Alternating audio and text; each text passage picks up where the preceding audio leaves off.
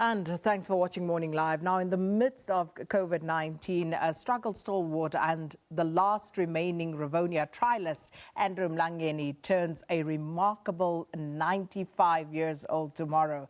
Now, in a webinar, President Cyril Ramaphosa, among others, will be part of his birthday celebrations. And joining us now is his son and trustee of the June and Andrew Mlangeni Foundation, Sello Mlangeni. Thanks so much for speaking to us this morning. Thank you. You're welcome.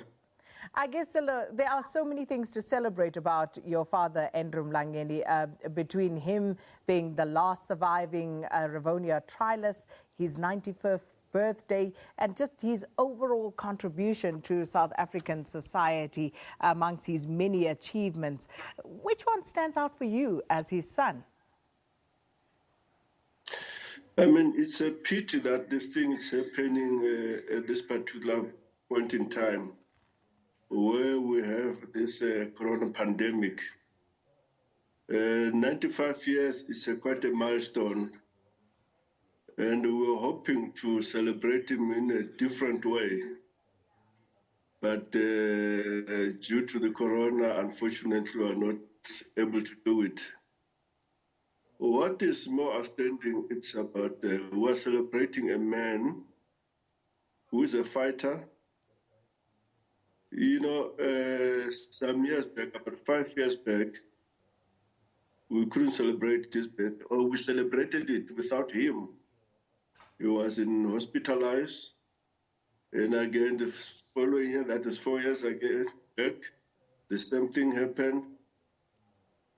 And the list goes on. And, you know, we had a time, if you remember, that they have to go publicly and announce to the nation that he's in the hospital.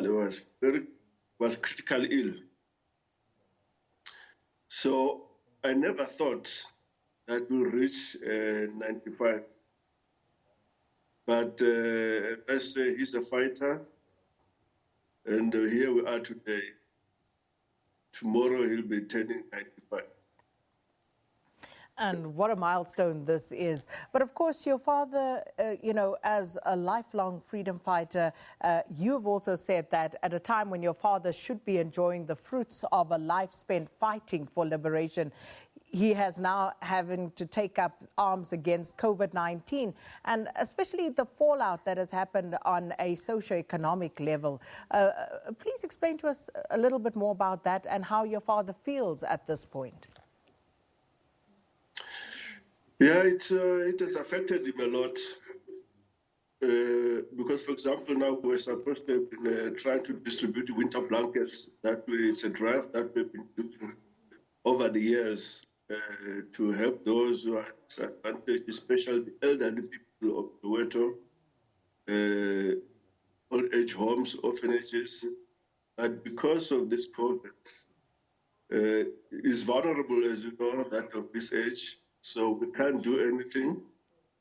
So, and when he looks at the TV every day and see people lining, others in the streets begging for food, then, of course, you have asked yourself a question, was this that I was fighting for? You know? So it, as it says, that my heart is bleeding, which is very understandable. You think of the sacrifices that him and his comrades have sacrificed over the years, that we should have moved a step than where we are now. Yeah. And of course, also, your father has been very vocal against ills such as corruption. And it is very sad that even at a time like this, when we are fighting this pandemic, again, already you are seeing the head of corruption being reared in certain spaces. Is your father aware of this? And how, again, has he expressed himself in this regard? You know, as late as yesterday, when I was looking at the news, he said, hey, I wish I was young so that they can appoint me to go and arrest all those people who are involved in corruption. And I guess this is one of the things that, Dr. Dennis Goldberg, who passed away recently as well, was also very vocal about, as have many of our freedom fighters. But when Dr. Goldberg passed away about a month ago, that must have taken a bit of a toll on your dad, Sello. Definitely, definitely. Every time there's one of them leaving this world, it pains him. Remember, these people, they spent so many years together. They were like a family, 26, 27 years in the same environment.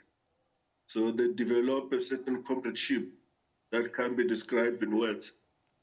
So that one, of course, it pains him when he sees people going one by one. But I guess while we still have him, we need to celebrate him for the enormous achievements and, of course, the contributions that he's made to South African society. So tell us a little bit more about the celebrations for tomorrow, 95 years old. And who else will be participating in that webinar with President Ramaphosa?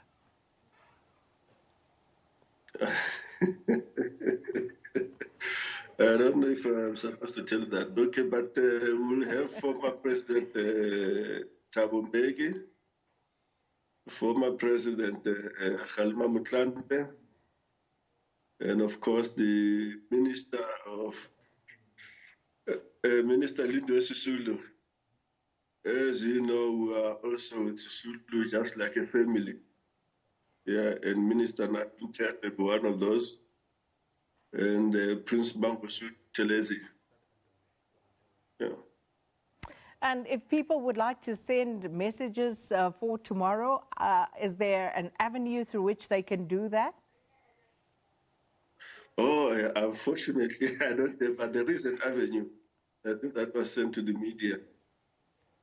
We will certainly try and find it there. If I knew it, I would have prepared that so that I could give you.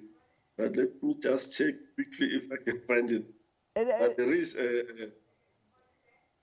a site where people can watch and send their messages. No problem. We will certainly try and find it there, Sello. But, for those who are perhaps simply too young to know, can you just give us a little bit of an explanation of how difficult it was for your father to cope with the brutality of an oppressive regime, especially after his release? He comes from a very poor family. A mother who was bringing these 12 children single-handedly because his father died when he was only 6 years old. So he has experienced the hardship of apartheid. He has to start working as a kid at the age of 11 or so that he can help his mother with the, food and all that at home. So, and after they were arrested, of course, he went to prison. After being released, it was a very difficult time in South Africa at that point in time. The apartheid government using all dirty methods, to try to kill the struggle. And we were all nervous, very nervous every time, because killings that happened in that time, they were terrible. So every day it was, you don't know when he leaves home, go to do his ANC work, whether he'll ever come back. So it was a constant worry and concern us as a family. Well, Sello, thank you so much for engaging us this morning, talking to your father's life and still he's still fighting the good fight on behalf of the South African nation. And congratulations on reaching this milestone. And of course, happy birthday to him for tomorrow.